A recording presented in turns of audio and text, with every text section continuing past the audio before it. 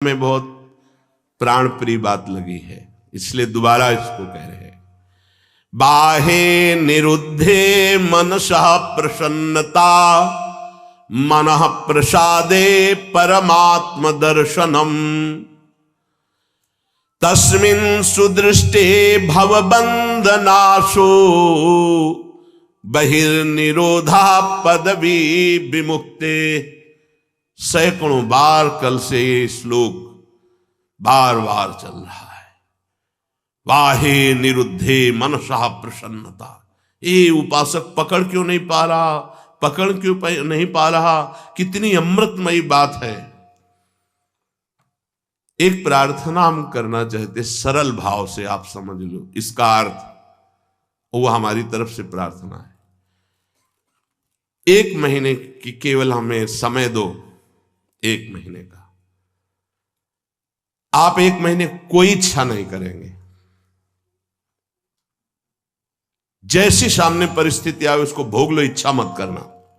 1 महीने का केवल समय दो। हम कोई साधन नहीं बता रहे, इच्छा ही नहीं करनी।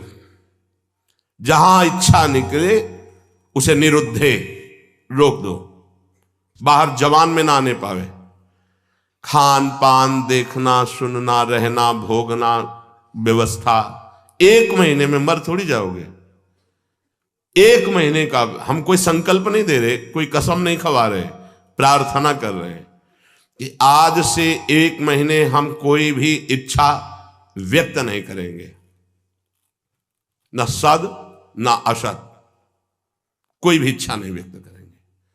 हृदय में आएगी तो वाहे निरुद्धे, उसे वहीं रोक देंगे। बाहर की इच्छा बाहर, अंदर की इच्छा अंदर, व्यक्त नहीं करेंगे। बताओ, ये अपने घर का सत्संग होता है, ये केवल प्रवचन नहीं है, ये जीवन सुधार है और भगवत प्राप्ति के लिए है। 1 महीने की बात मांग रहे हैं। गृहस्थी में अगर ना कर पावे तो राधे राधे रटे, राधा राधा।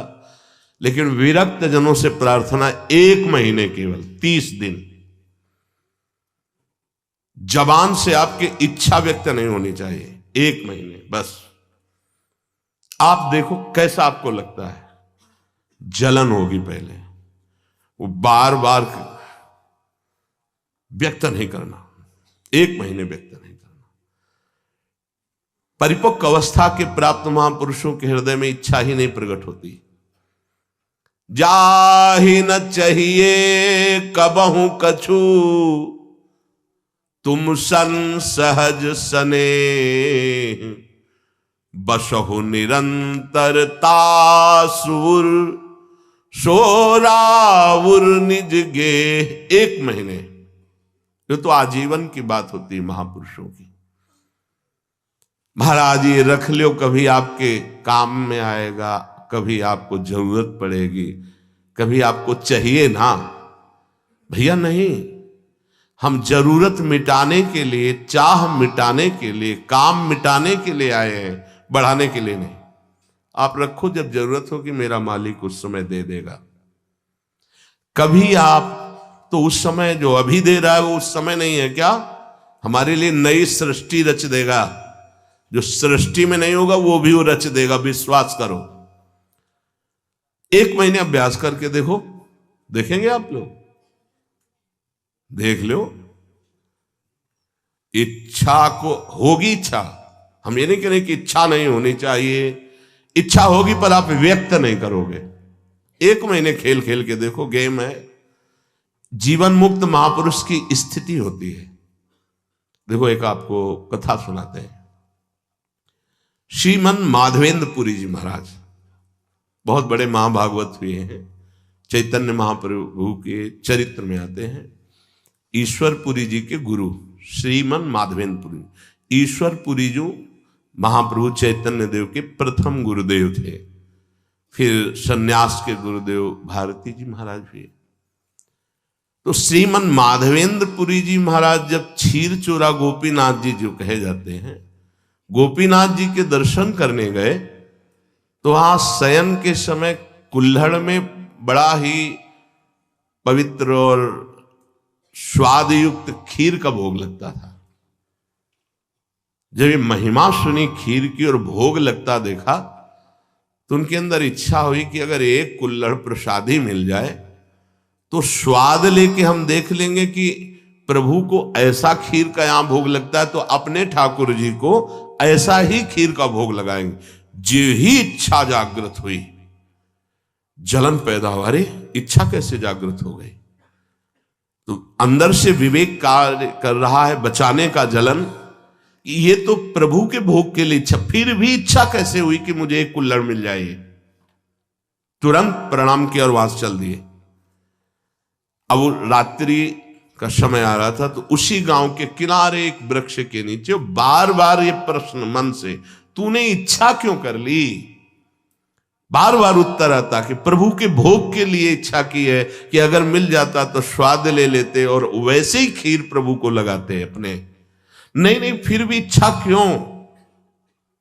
बार बार धिक्कार मन को कर रहे थे।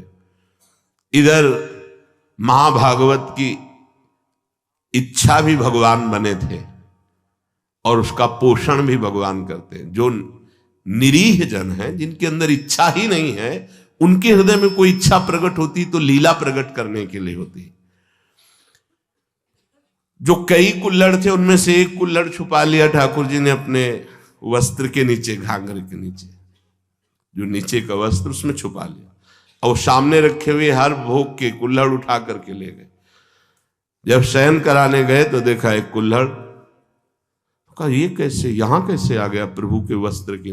तो प्रभु ने कान में कहा उनके, प्रभु मूर्ति नहीं है, तुम जैसी भावना करोगे वैसे। राधा वल्लभ लाल जी, बिहारी जी सब बात करते हैं, यह किसी मूर्तिकार की रचना नहीं है। हाँ, एक बार मोहनचंद महाप्रभु का चरण छू गया श्री जी के भोग के कटोरे में, तो एक चपत मारी हितजू महाराज ने, प्रभु के पात्र में चरण कैसे छू गया? तो जो राधा वल्लभ लाल जी की सेवा के लिए गए तो कपोल में ऐसे अंगुली बनी, बोले जय जय। तो उनका बालक थे ना, तो जो आपने वो मेरे लगे। बात करते महाप्रभु आचार्य से, बंचंद महाप्रभु जी से, सेवक जी से और प्रेमी जनों से, जो चित्त को बेच दिए हैं प्रभु को, उनसे बात करते हैं।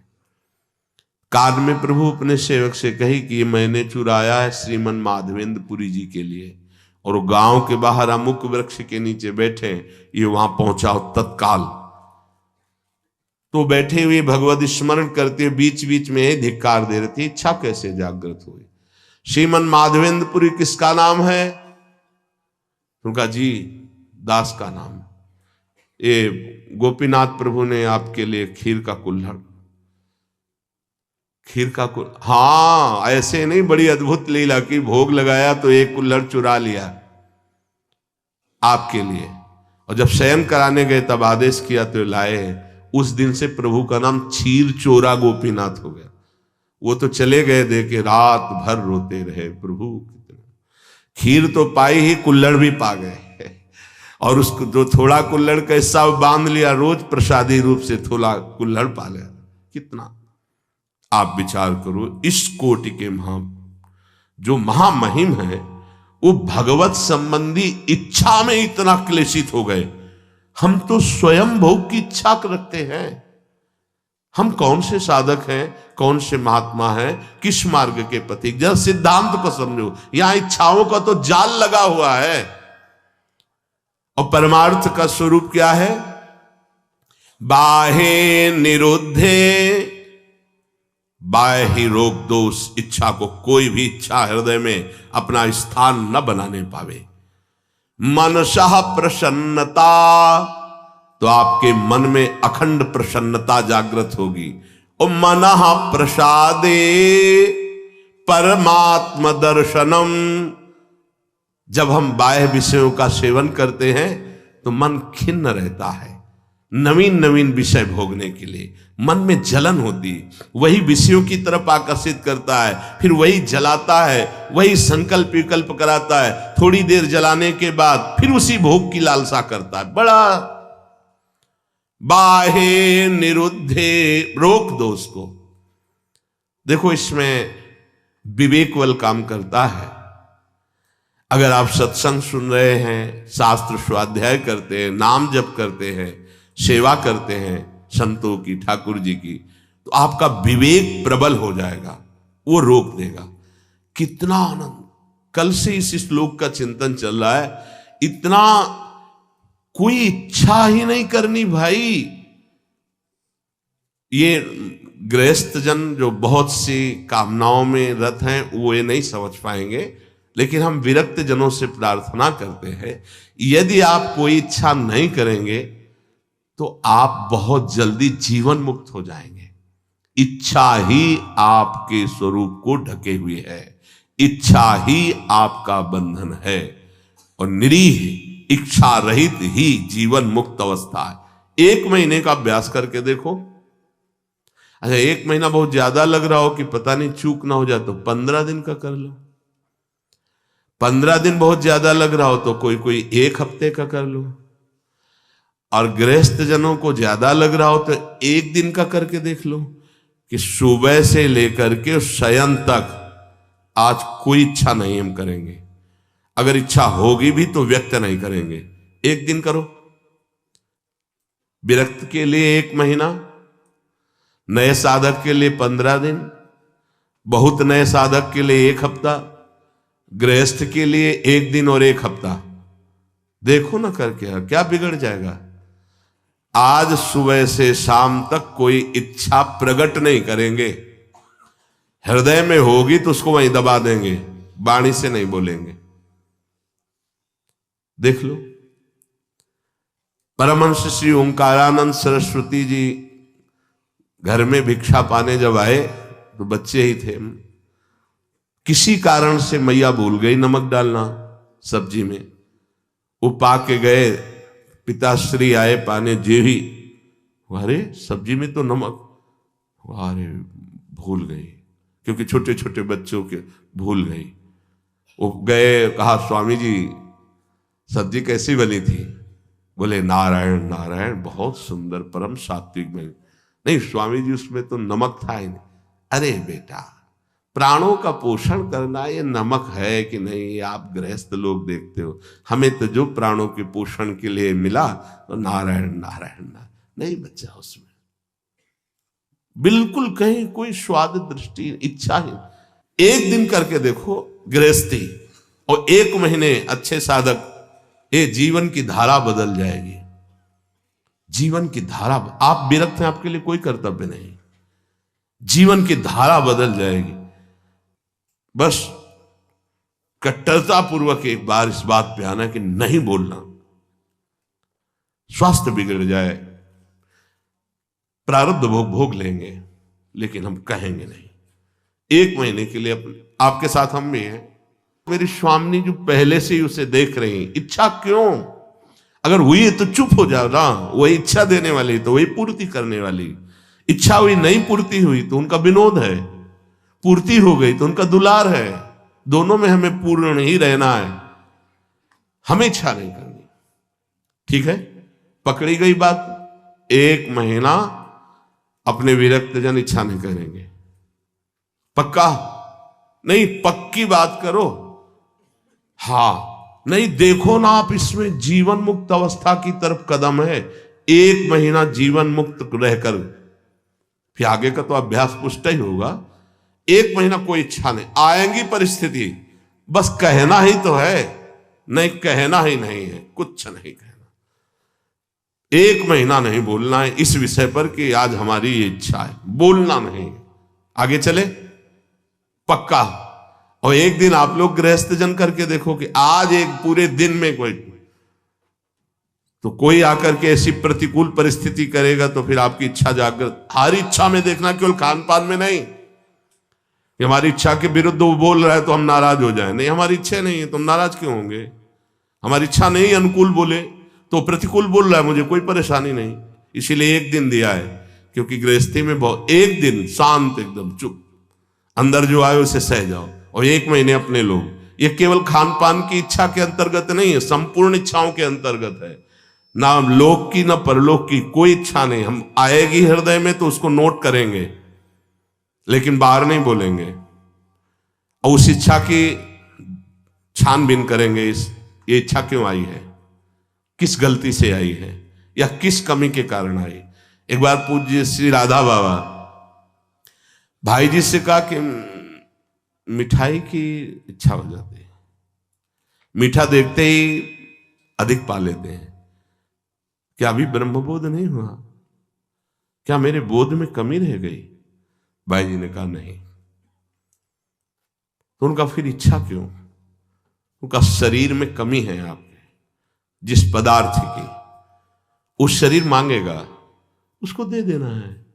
आप कहीं लेने तो जाते नहीं, यदि आ जाता है सामने तो आप उसे पा लेते हैं। तो इस शरीर की आवश्यकता है, ना कि आपकी आवश्यकता है। बोले हाँ, बहुत दिन से प्रश्न चल रहा था कि मीठा देखते ही और मीठा पाने में उधर ही अधिक प्रियता है, तो इसका मतलब इच्छा हमारी है। तो उनका नहीं, आपकी नहीं, ये शरीर की आवश्यकता है, ऐसा वहां उत्तर दिया।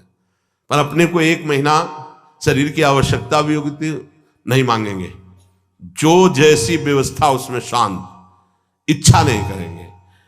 बाहे निरुद्धे मनसः प्रसन्नता, बड़ी मन में प्रसन्नता होगी। ये जो प्रसन्नता है भगवत प्राप्ति कराने वाली होगी। हमारी प्रसन्नता को क्षीण करती रहती इच्छा, इच्छा ही बंधन है और निरीक्षा ही मोक्ष पदवी है। कोई इच्छा नहीं, चाह मिटी चिंता मिटी मनुआ बेपरवाह, जिनको कछु न चाहिए वो साहन के साह। 1 महीना का अनुष्ठान है, लोग कहते हैं ना कि ये फलाहार का अनुष्ठान, इसका अनुष्ठान, 1 महीना का अनुष्ठान इच्छा नहीं करेंगे। जो हमारी दिनचर्या वो चल रही है, कोई इच्छा नहीं। हमें परिक्रमा लगाने जाना इच्छा हुई, हम इसे भी रोक, न सत ना सत। अगर प्रभु की इच्छा है तो गुरुदेव से बुलवा देंगे, जाओ परिक्रमा लगा के आओ। आज से 1 महीने तक कोई भी इच्छा, सत या असत, किसी भी इच्छा को हम बाहर व्यक्त नहीं करेंगे। जो दिनचर्या बना दी गई वो इच्छा नहीं है, वो कर्तव्य पालन है, उस पे चलेंगे।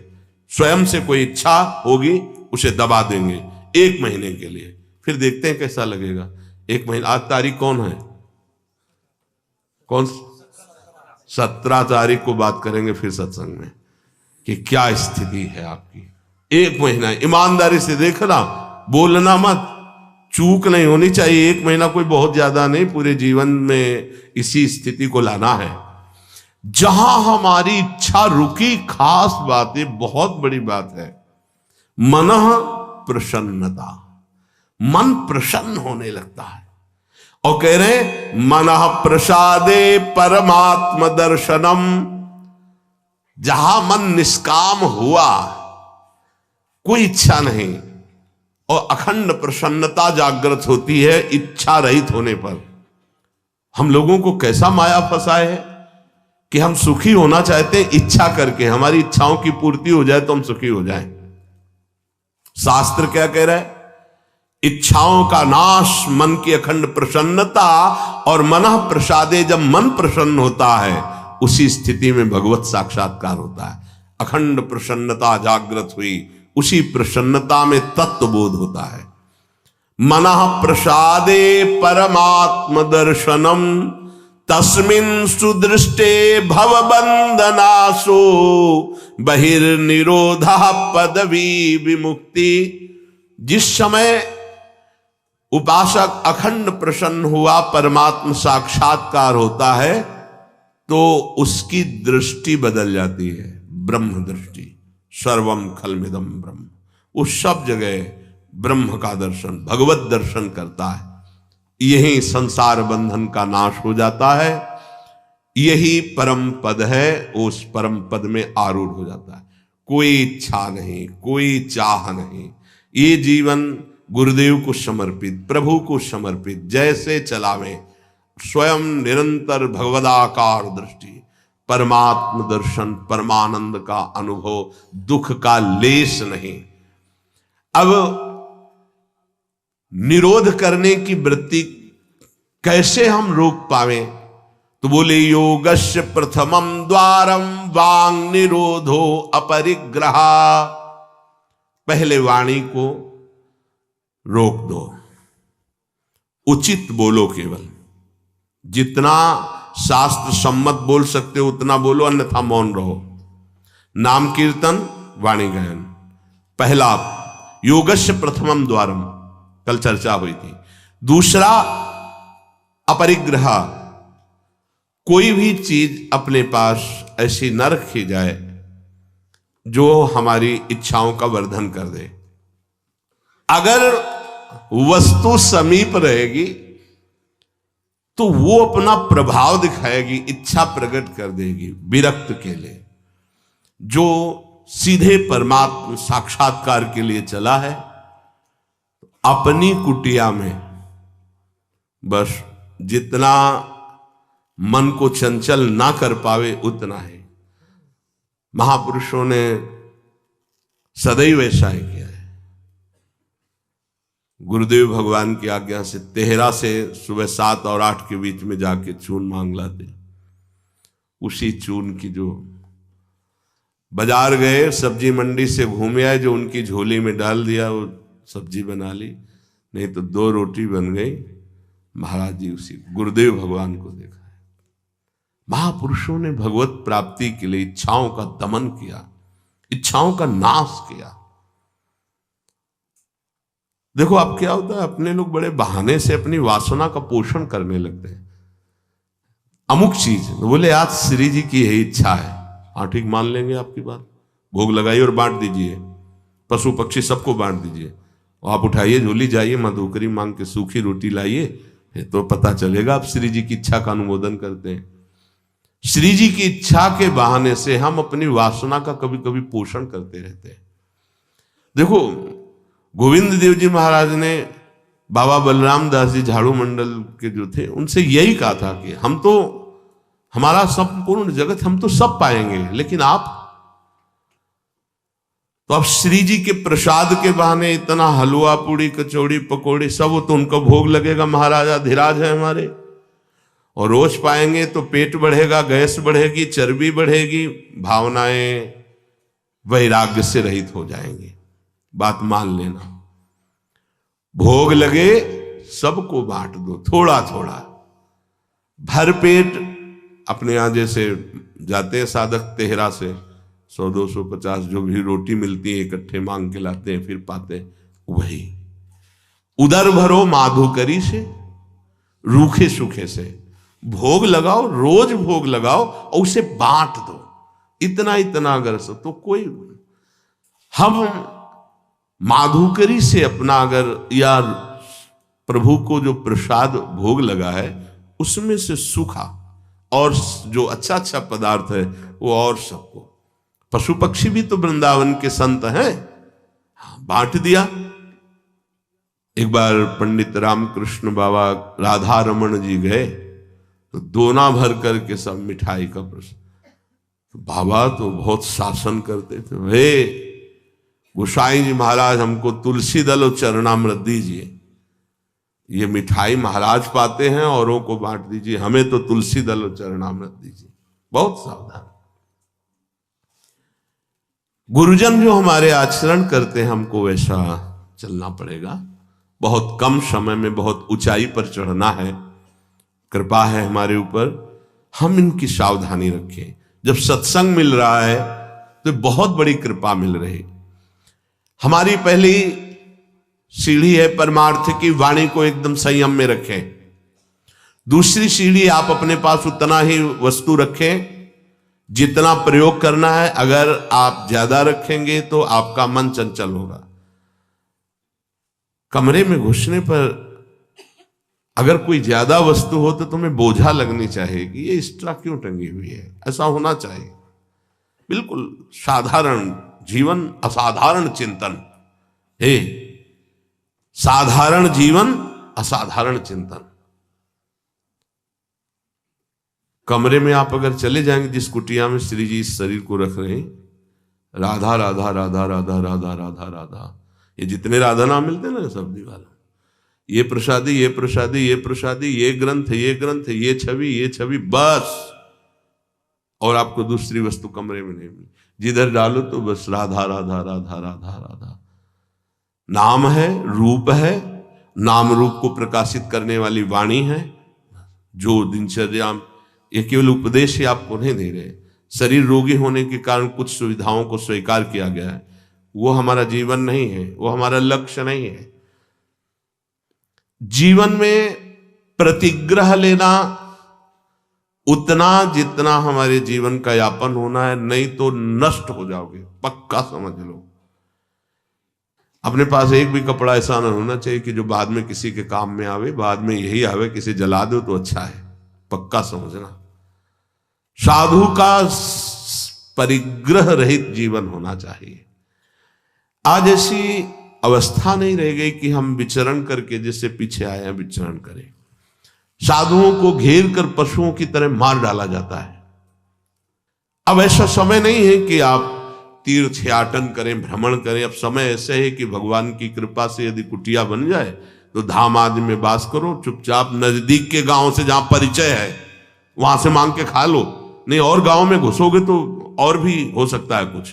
समय कलयुग का बढ़ता ऐसा प्रभाव चला जा रहा है कि यार संत हैं, तुमको कोई संशय हो रहा है तो बंदी बना लीजिए और उसकी जानकारी कीजिए क्या प्रसंग था। ऐसे पशुओं की तरह टूट पड़ना, संत का मतलब इस तरह से उपहास, इस तरह से अमर्यादित चेष्टा तो बहुत ही घातक चेष्टा है। तो आजकल ये समय नहीं रह गया कि आप जवान जवान साधु गांव गलियों में घूमें। हाँ, निर्धारित है, जैसे हमारे ब्रजमंडल के गांव हैं, ये जानते हैं, ये संत की मर्यादा को जानते हैं, इनके दरवाजे से मांग लो। अब समय नहीं रह गया, नहीं पशुओं की तरह घेर के मार डालते हैं, जान से मार डालते हैं। ऐसा तो बड़ा कठिन है। कोई भी ऐसे निंदनीय आचरण इस भेष का लेके कर सकते हैं, लेकिन बहुत अच्छे अच्छे भी महापुरुष हैं। तो परिग्रह रहित जीवन पर अब धाम में इसकी जरूरत है कि आपके वास की व्यवस्था हो, आपका भोजन शरीर यापन के लिए हो, खूब भजन करके शरीर पूरा करो धाम में। अब ये समय नहीं रह गया कि आप बाहर भ्रमण करें। सच्ची कह रहे हैं, अपने लोगों ने जो जीवन, तो वो अब तो है ही नहीं वैसा जीवन, चलने लायक नहीं जीवन है। परिग्रह उतना ही रखो जितनी आवश्यकता। रोज का रोज ठाकुर जी व्यवस्था अपने जनों की करते हैं। आप अपनी चिंता न करेंगे, अपनी चिंता करेंगे तो ठाकुर जी निश्चिंत हो जाएंगे आपसे। और हम चाहते हैं कि वो निश्चिंत ना हो, हम निश्चिंत हो उनके भरोसे पर। निराशा, हमारे अंदर किसी से कोई आशा न रह जाए कि ये व्यक्ति भगत है, ये बहुत जहर है, प्रार्थना है मान लेना। ये जो आज का सत्संग बिल्कुल अंतर की बात से हम कह रहे हैं, इसे समझ लीजिए, बहुत सुधरने की जरूरत है। हम जरा सा कुछ भजन करते हैं, 4 गृहस्थों को साथ लेके चल देते, धनी मानी, और वही जरूरत नहीं है। आप निरपेक्ष होकर के अपने धर्म का पालन कीजिए, मन आए 4 रोटी दे दीजिए, इसके बाद हम आपको पहचानेंगे नहीं। पहचान प्रभु से है, उन्होंने प्रेरित करके आपको भेजा। हम आपको कुछ नहीं जानते ना कभी मानते हैं। प्रभु आयो बस इतना ही जानते हैं, इतना ही कार्य आपके लिए था, प्रेरित किया और रखवा दिया। चलो, पीछे नहीं पड़ना, पीछे तो प्रभु के पड़ना है। लेकिन यहां उल्टा हो जाता है, प्रभु की तरफ पीठ हो जाती है, उनकी तरफ मुख हो जाता है। तो निराशा आशा ही परमम दुखम, नैराश्यम परमम सुखम। दोबारा इसलिए समझा रहे हैं कि साधना में बहुत जरूरी बात है। किसी भी ने बहुत सेवा की, जब कोई नहीं था तो बाजार में खड़े हुए के कहा कि जिंदगी में कभी ऐसा मत समझ लेना कि हम तुम्हारा एहसान मानेंगे। तो बहुत प्रेमी जन, हे बाबा ऐसे बंद कर बात, बता कल क्या लाना है। वो तो बहुत निरपेक्ष है, आज भी वैसे ही, पहले दिन से आज तक वैसे ही, वही श्रद्धा, वही निष्ठा, वही समर्पण। 26 साल हो गए होंगे लगभग, वही समर्पण, वही निष्ठा। कोई दिन ऐसा नहीं जिस दिन सेवा उनकी ना होती। शाम के वही आके पूछते थे, कुछ मिला खाने को, वही निष्ठा, वही। वर्षा है तो भींगता हुआ, गिरता हुआ, वो तो देखा है ना। और कभी एहसान नहीं, आओ आओ आपने, कभी नहीं। ऐसे उसका भी कभी नहीं, कोई मांग नहीं, कोई प्रश्न नहीं, और इधर से भी कोई बड़ाई नहीं, कोई अपनापन भी नहीं दिखाया। ये तब ऐसे चलता है। निराशा, एकमात्र श्री जी से आशा। ये देख लो, अंदर किसी से भी आशा नहीं होनी चाहिए। आशा हम प्रभु से प्राप्त करने की। क्या आपके चरणों का प्रेम, आपके नाम का प्रेम, कोई आशा ही ना रह जाए, ऐसी आशा आपसे आशा है कि कोई आशा ही ना रह जाए, हमें ऐसी स्थिति प्रदान करें। चौथा, निरीहा, इच्छा ही ना रह जाए, जिसके लिए आज कहा है कि 1 महीने के लिए देख लीजिएगा। और नित्य में एकांतशीलता, एकांत में जब हो तो बड़े संयम से रहें। एकांत आपका गंदा नहीं होना चाहिए, बड़े शीलवान, बड़े धैर्यवान, बड़े तितिक्षु, बड़े इंद्रिय संयमी। नहीं, बड़े बड़ों का एकांत खराब हो जाता है। समाज तो सबका ठीक रहता है, एकांत खराब हो जाता है। समाज में त्रुटि हो जाएगी तो निंदा होगी, ठीक हो जाओगे। एकांत में त्रुटि होगी तो तुम्हारा अध्यात्म नष्ट हो जाएगा अंदर का। एकांत स्थित इंद्रियो परमणे हेतुर्दमश्चेतसः। ऐ उपासक, एकांत सेवन में सावधान रहना, तुम्हारी इंद्रिया और मन तुम पे हावी होंगे, इसलिए इंद्रिय और मन का दमन कर देना, इंद्रिय और मन के गुलाम मत बन जाना। ये एकांत का है, ये जरूर सुधारो। एकांत में देख लीजिएगा, अय उपासक, एकांत में इंद्रिय और मन तुम पर शासन करेगा, तुम्हें गुलाम बनाने की चेष्टा करेगा। उस समय तुम अपनी इंद्रिय और मन का दमन करो, बिल्कुल उनकी बात नहीं मानना जो धर्म विरुद्ध हो। जो ही तुमने इंद्रिय दमन किया तो हेतुर्दमश्चेतसः, तुम्हारा चित्त अर्थात मन दमन करने के कारण निर्वासनिक हो जाएगा। ये थोड़ा कठिन है समझना। जब हम मन और इंद्रियों की मांगी हुई वस्तु नहीं देते तो हमें जलाता है, एक अशांति पैदा हो जाती है। तब होता है यार दे दो, शांत हो जाएगा। ये बहुत घातक बात है। जो इंद्री मन मांगा और हमें अशांत किया ना देने पर हम उसको शांति प्रदान करने के लिए देने लगे, अब आपका परमार्थ मार्ग लुट जाएगा। ये बहुत गंभीरता से समझो, यहां हमसे बहुत चूक होती है। यदि हमने जो मन और इंद्री ने मांगा नहीं दिया, उनका निरोध कर दिया, तो निरोध से वासना का नाश हुआ। वासना का नष्ट होना ही ब्रह्मानंद का स्फुरण होना है। तेनानंद रसानुभूति रचला ब्राह्मी सदा योगिनस, तस्मात् चित्त निरोध एव सततम कार्यम प्रयत्ना मुने। इसलिए मुनि का एक ही प्रयत्न होना चाहिए कि मन और इंद्रियों की मांगी हुई मांग को पूरी ना की जाए।